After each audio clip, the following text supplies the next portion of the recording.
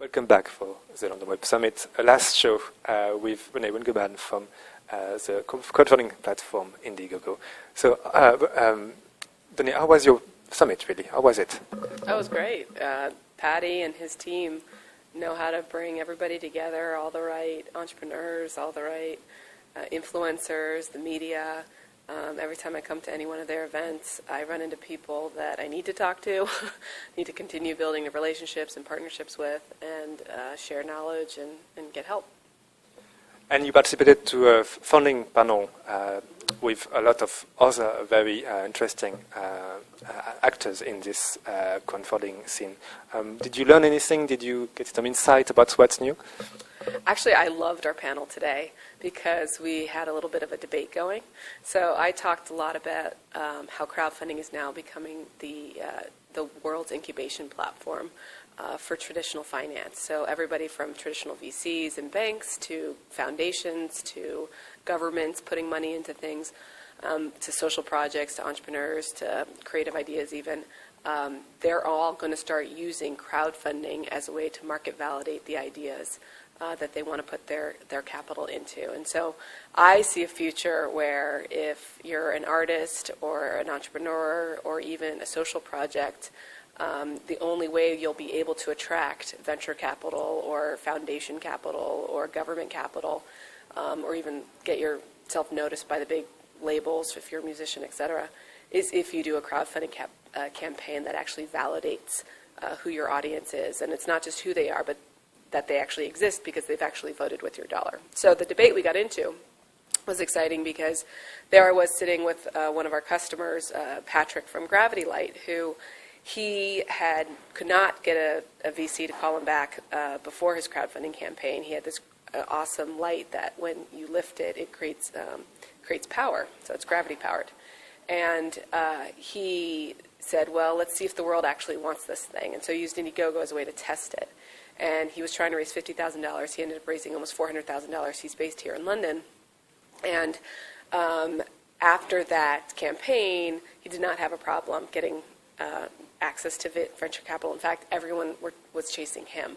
So it's an incredible shift in the power dynamics. And so the debate we got into was with another venture guy who was saying, oh, crowdfunding's not going to replace venture. And I was like, I agree. We're not going to replace you. We're going to make your life easier. And so that was a fun debate to have up on stage. You think there's a shift between getting money slowly from a crowdfunding campaign to actually, as a strategy, you should start with a crowdfunding campaign. That's yeah. Validate your idea. When people vote with their dollar, they're not just clicking a like button. They said, yeah, that's cool. They're voting with their dollar. They're giving up hard-earned cash to say, I think your idea is so cool and it needs to exist. I'm willing to give you money now to ensure that it exists. That's a very powerful indication that the world wants your project to exist. And so that's why we see crowdfunding as becoming this incubation platform for the world. We also see crowdfunding as a way for projects that already have raised the money, maybe venture, etc., to then go back to the crowd to learn even more. So we had a campaign called the Misfit Shine, which was an activity tracker that had raised venture funding, but they weren't totally sure what the right features should be, and so they used crowdfunding in Indiegogo. They raised $800,000 by pre-offering their activity tracker, and in that process they got to test their pricing because they offered the tracker at different perk levels. So for the first 100 sold at $100, the next, once those are sold out, then the next 100 go at $125, and it kept going up so they could actually test the willingness to pay for people. They also learned that people wanted the black version way more than the silver version, and then they were willing to pay $50 more for the black version. And they learned that people wanted the activity tracker in the form of a necklace, which is an accessory they had never imagined. So they actually discovered new revenue streams out of this. So basically their crowdfunding campaign made them smarter, faster, and now what we're going to start seeing is venture capital funds that have invested in, say, gadgets or hardware or products are probably going to start requiring their campaigns to do crowdfunding before they do their big marketing blast. And a question you might have a lot is, how can you, as a first-time campaigner on your site, get attention? Because you have so many campaigns right now. What's the best way to get started? So well, first, you kind of bring up a big misnomer about crowdfunding. Crowdfunding is actually kind of a very bad name for the industry. Indiegogo got started back in 2008 before the word even existed. And really what crowdfunding is it's social fundraising.